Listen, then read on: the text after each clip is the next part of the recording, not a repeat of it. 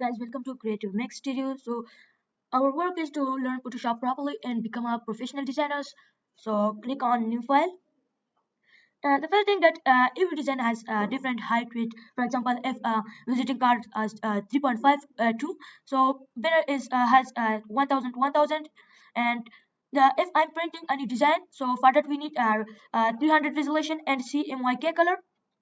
If I'm uploading on social media apps like WhatsApp, Instagram, YouTube, TikTok, and others. For that, we need RGB colors. First, set pixels as we have pixels inch, and for if we are printing any design for that, we need 300 resolution and CMYK color. And if I am uploading on social media apps. For that, we need 72 resolution and RGB colors. And the best is about quality. If you set 16-bit, so the quality of the design will be more good. If you set 8-bit, so it will be also good. So I'm setting 16 bits. You can also name your design here. But if you don't want to name your design here at the end of finishing design, you can also name your design. And also, if you want any page color, so I have selected white color.